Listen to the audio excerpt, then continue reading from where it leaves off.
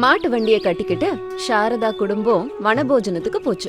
ரமேஷ் மாட்டை கயிறுல கட்டிக்கிட்டு முன்னாடி நடந்தான். வண்டியில பிரசாதும் குழந்தைங்களும் உட்கார்ந்துகிட்டு வந்தாங்க. வண்டிக்கு பின்னாடி மாமியார் மருமக சாரதா அனாமிகா நடந்து வந்துட்டு இருந்தாங்க. அத்த, என் நாத்தனார் ஹேமலதா வர்ற வரைக்கும் வீட்லயே இருந்திருந்திருக்கலாம் அத்த. அவ வராம நம்ம மட்டும் போறது நல்லா இருக்காதுல்ல. எனக்கு மட்டும் என் பொண்ணு இல்லாம வனபோஜனத்துக்கு போறதுக்கு ஆசையா என்ன? ஆனா அப்பா புள்ள பேச்சுக்கு எதிர் பேச்சு பேச முடியாதே. உன் மாமனார் வேற ஊரே வனபோஜனத்துக்கு கிளம்பி போயிடுச்சு. நம்ம ஒரு குடும்பம் மட்டும்தான் நிக்குதுன்னு இனி வீட்லயே சமைச்சு சாப்பிடலான்னு கிண்டலா பேசிக்கிட்டு இருந்தத நீயும் பார்த்தல்ல? ஆமா அத்த, மாமா கொஞ்சம் கோவமா தான் இருந்தாரு. எனக்கே பயம் வந்துருச்சுன்னா பாருங்க. நான் குடும்பம் நடத்த வந்த காலத்துல இருந்தே இப்படி தாண்டிமா. அவர் கோவப்பட்டாருன்னா யார் பேச்சும் கேட்க மாட்டாரு. எதிர் பேச்சு பேசுனா பல்லு உடையும், தாட நகரும். எதுக்கு இந்த தலைவலின்னு அவர் சொன்னதுக்கெல்லாம் தலையாட்டிக்கிட்டு போய்கிட்டு இருக்கிறேன். இப்படி சரின்னு சொல்லிதான் ரமேஷையும் ஹேமலதாவையும் பெத்தேன். 2 பேருக்கும் கல்யாணமும் பண்ணேன். உனக்கு 2 பிள்ளைங்களை கொடுத்த கடவுள் ஹேமலதாவுக்கு ஒரே ஒரு புள்ளையாவது கொடுத்து இருந்திருக்கலாம். கவலைப்படாதீங்க அத்த, அவளுக்கு சின்ன வயசு தானே, எல்லாம் நல்லா நடக்கும். அந்த நல்ல செய்திய கேட்க நானும் ரொம்ப நாளா ஆவலா காத்துக்கிட்டு இருக்கேன். அத்த, ஹேமலதா வர்ற வரைக்கும் நம்ம வனபோஜனத்துக்கு போக வேண்டான்னு கொஞ்சம் மாமா கிட்ட கடினமா சொல்லிருக்கலாம்ல. ரமேஷ் இந்த அம்மா புள்ள இல்லம்மா, அப்பா புள்ள. நம்ம ஏதாவது சொன்னா போதும், உடனே அவங்க அப்பா கிட்ட போய் எல்லாத்தையும் சொல்லிடுவான். அப்புறம் உங்க மாமா வந்து காதுல இருந்து ரத்தம் வர்ற வரைக்கும் உபன்யாசம் பண்ணுவாரு. எதுக்கு நமக்கு தலைவலி? வா, ஹேமலதா வீட்டுக்கு வந்ததும் போன் பண்ணுவா. யாராவது ஒருத்தர் போய் கூட்டிட்டு வருவோம். போன் என்னதும் ஞாபகம் வருதத்த. காலையில இருந்து ஹேமலதா சேகர் அண்ணன் போனு வேலை செய்யல. எத்தனை தடவை பண்ணாலும் நாட் ரீச்சபிள்னு வருதே தவிர கால் கனெக்டே ஆக மாட்டேங்குது. ஆமா மருமகளே, நான் கூட 2-3 தடவை முயற்சி பண்ணி பார்த்தேன். நீ சொன்னதை தான் சொல்லி கட் ஆயிடுச்சு. அப்புறம் நான் மறுபடியும் பண்ணல. வரேன்னு சொல்லிருக்காங்கல்ல, எப்படியோ வருவாங்க. அவங்க வந்ததுக்கு அப்புறம் இவங்களே போய் கூட்டிட்டு வரட்டும்.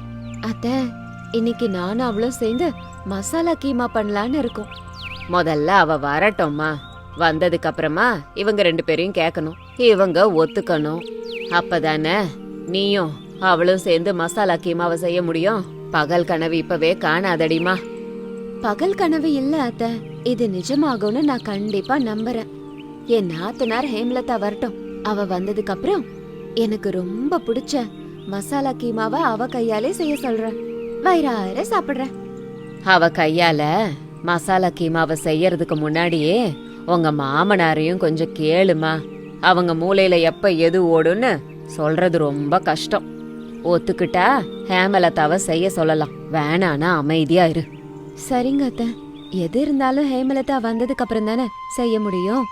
இப்ப அவ வரான்னு நினைச்சா போறோம், அப்படி இல்ல. இப்படி மாமியாரும் மருமகளும் பேசிக்கிட்டே வண்டி பின்னாடி போய்கிட்டு இருந்தாங்க. வண்டியில உட்கார்ந்துகிட்டு இருந்த குழந்தைங்க 2 பேரும் தன்னோட தாத்தா கிட்டையும் தன்னோட அத்தை ஹேமலதாவை பத்தி கேட்டாங்க. தாத்தா, அத்தை வர்றதுக்கு முன்னாடியே நம்ம கிளம்புறோம்.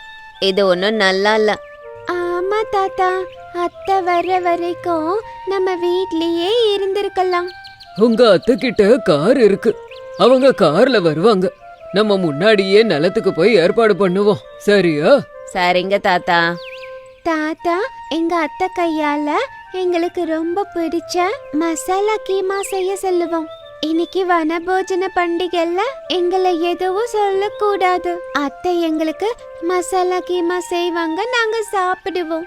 சரி பசங்களா, நீங்க சொன்ன மாதிரி இன்னைக்கு நமக்கு பண்டிகை.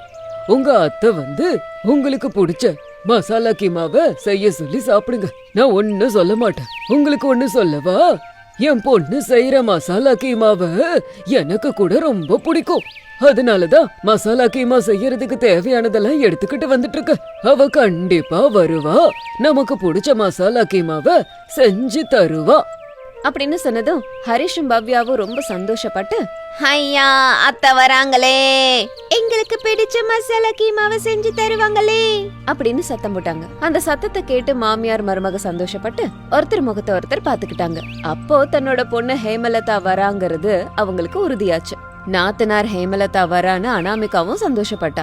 பச்சை பசேல்னு இருந்த வயல்வெளியில மாட்டு வண்டிய ஓட்டிக்கிட்டு வந்து நிப்பாட்டினாங்க. குழந்தைங்க இறங்குனாங்க. சாரதாவும் அனாமிகாவும் மரத்தடிக்கு போனாங்க. சாரதா, மாட்டு வண்டியில இருக்க பொருளை எல்லாம் கீழே இறக்கி வைங்க.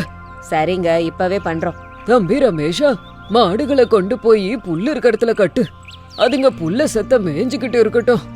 இன்னைக்கு அதுங்களுக்கும் பண்டிகை தானே.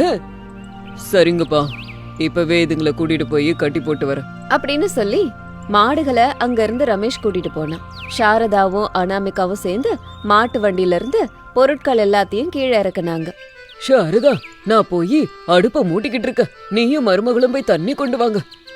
சரிங்க, நானும் மருமகளும் இப்பவே போறோம் அப்படின்னு 2 குடத்தை எடுத்துக்கிட்டு கொஞ்சம் தூரத்துல இருக்கிற குளத்துக்கு போய்கிட்டு இருந்தாங்க. ரமேஷ் மாடுகளை கொண்டு போய் புல்லு மேய கட்டி போட்டான். பிரசாத் அடுப்ப மூட்டினாரு, கட்டையெல்லாம் வச்சாரு. பசங்க மரத்துல இருந்த ஊஞ்சல்ல உட்காந்து ஆடினாங்க.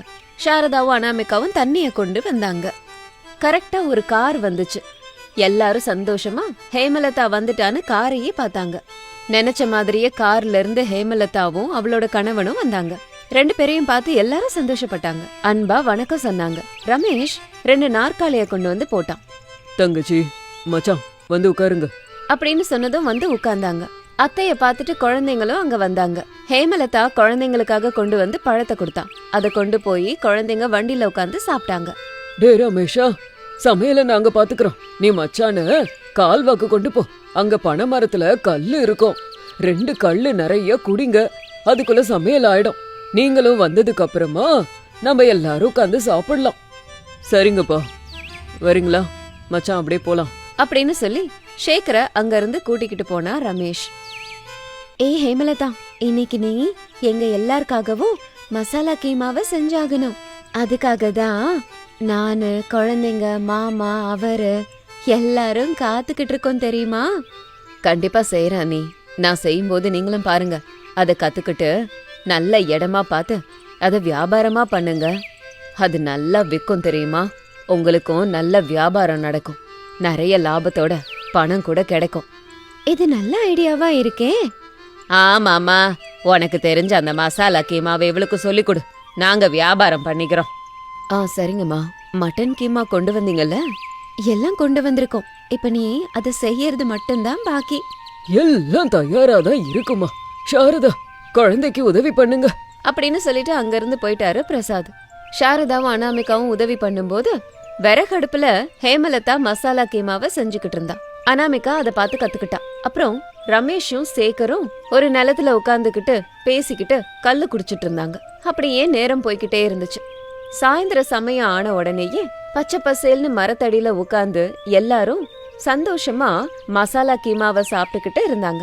அதுக்கப்புறமா, அம்மா, அப்பா, நாங்க கிளம்புறோம்பா. என்னம்மா இது, வீட்டுக்கு வரலையா? அது கொஞ்சம் வேலை இருக்கு, இன்னொரு நாளைக்கு வரோம். வரட்டாமாமா? சரிங்க மாப்பிள்ள, ஜாக்கிரதையா போயிட்டு வாங்க அப்படின்னு சொன்னதும் ஹேமலதாவும் சேகரும் கிளம்பி போயிட்டாங்க. சாரதா குடும்பம் சாமான்களை எல்லாம் வண்டியில வச்சுக்கிட்டு இருட்டும் போது மாட்டு வண்டியில திரும்ப வீட்டுக்கு போனாங்க. மறுநாள் காலையில, அத்தை, மாமா, நான் ஹேமலதா கிட்ட மசாலா கீமா எப்படி செய்யறதுன்னு கத்துக்கிட்டேன். நீங்க எனக்கு உதவி செஞ்சீங்கன்னா நானும் மசாலா கீமா வியாபாரத்தை செய்வேன், பணம் கூட சம்பாதிப்பேன். என்ன சொல்றீங்க மாமா? நல்ல யோசனை தான் செஞ்சிருக்கம்மா. நீ கொஞ்சம் கூட தாமதிக்காத, அந்த மசாலா கீமா வியாபாரத்தை ஆரம்பி. வேணும்னா சாரதாவும் உதவி பண்ணுவா. கண்டிப்பா உதவி செய்வங்க. நீங்க சொன்ன மாதிரி மருமக பிசினஸ்ல இத தயார் பண்றதுக்கு நான் கூட வியாபாரத்துல உதவியா இருக்கேன். சரி சரி, போங்க, நல்லபடியா வியாபாரம் பண்ணுங்க அப்படின்னு சொன்னதும் மாமியார் மருமக சாரதா அனாமிகா அதே ஊர்ல ஒரு மரத்தடியில மசாலா கீமா வியாபாரத்தை ஆரம்பிச்சாங்க. அந்த ஊர்க்காரங்களுக்கு அனாமிகா தயார் பண்ற மசாலா கீமா வியாபாரம் ரொம்ப பிடிச்சது. அது மட்டும் இல்ல, அவ தயார் பண்ணி வித்துக்கிட்டு இருக்க மசாலா கீமாவோட ருசியும் அந்த ஊர் மக்களுக்கு எல்லாருக்கும் ரொம்ப பிடிச்சது. அதனால ஒவ்வொரு நாளும் ஒவ்வொருத்தரும் அனாமிகா தயார் பண்ற ருசியான மசாலா கீமாவை டேஸ்ட் பண்றதுக்கு வந்துகிட்டே இருந்தாங்க. ஊர்ல அனாமிகாவோட வியாபாரத்துக்கு நல்ல டிமாண்ட் கிடைச்சது. இப்படி மசாலா கீமா வியாபாரத்தை செஞ்சு மாமியாரும் மருமகளும் பணம் சம்பாரிச்சாங்க. அதனால பிரசாதும் ரமேஷும் கூட 2 பேருக்கும் ரொம்ப மரியாதை கொடுத்தாங்க.